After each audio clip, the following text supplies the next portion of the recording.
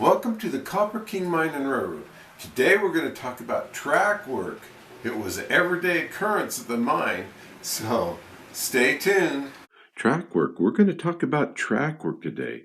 I will show you pictures and try to explain what is going on. The railroad at the mine was very unique. It was always on the move. After each shovel pass, the track had to be picked up and moved over closer to the mountain or level. The work in the pit was called the line job. One or two track gangs did the work. The job started by digging spud and clamp holes for the track shifters.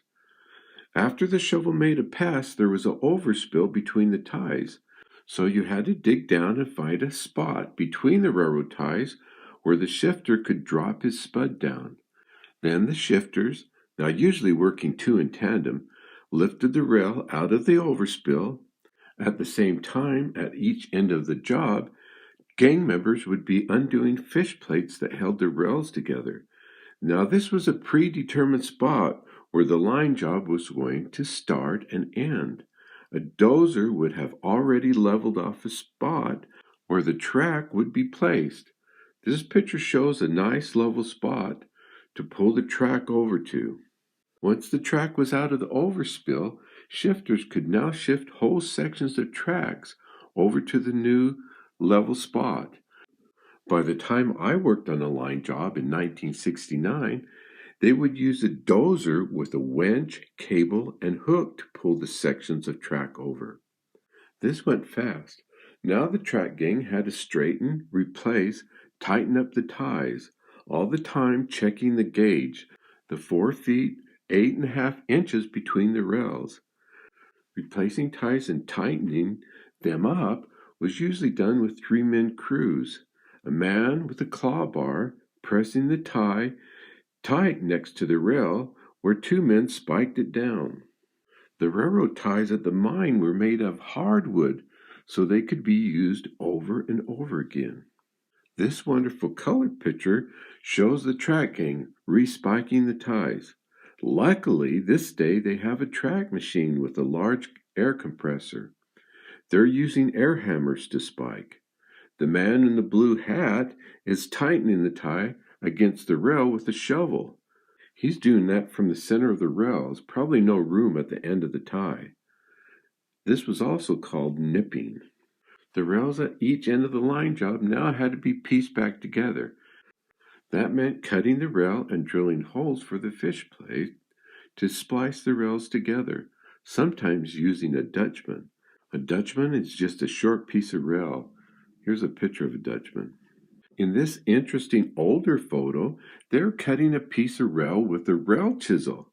The rail chisel had a handle, hitting it with a spike maul, scoring it all around the rail, and then hitting it really hard. Safety glasses was a must. Now, what was fun is that we tried to do this when I was working on the track gang. We were at a spur at the 5840 tunnel. It was a lighter 90-pound rail. We tried for a long time, but we couldn't break it. But I noticed in the picture that they have a piece of angle iron under the rail with a point up. We just cut the rails with a settling torch. The shifters were equipped with oxygen and acetylene tanks. Also, bolt holes were cut with the torch for the fish plates that hooked the rails together if we didn't have a drill. Then the track had to be aligned. The picture shows a track shifter aligning the track. All you need is a shifter operator, a clamp thrower, and a track foreman to straighten the railroad. If no track shifter, you'd have to use a lot of men with long bars. Note the picture, they're shifting the rail over. With just a small move, you could use a track jack laid out horizontally. A dozer would now lay out a small berm of loose material at each end of the ties for resurfacing. In this picture, you can see the dozer is now pushing loose material over. We had a few track machines for resurfacing. If not, you use track jacks, then just eyeballed it. Hand tamp the ties with square mouth shovels. Tamp 'em tight, boys. Let's look at some of these track pictures. This shifter is lifting the track out of the overspill. Note one of the ties is already gone. Look how the track shifter is clamped to the rail. Then here's a picture of 2 shifters at the end of a line job. The large gap where the rail will have to be pieced back together. Looks like a cold, rainy day. Now, we worked in all kinds of weather. This picture shows no track machine for tie tamping, but today they have a generator on a push cart. This ran vibrating paddles to tamp the ties. Be careful not to beat up your shins. In this photo, they're moving a large piece of rail. Maybe 2 gangs, there's quite a few people there. They're using rail tongs. This picture shows a couple of track walkers. Their job would be checking the railroad for bad ties or rail breaks, check the gauge, fix whatever they could, and report what they couldn't, armed with a spike maul, claw bar, and a rail gauge.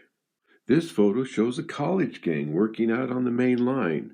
They would make enough in one summer to pay for the next year's tuition.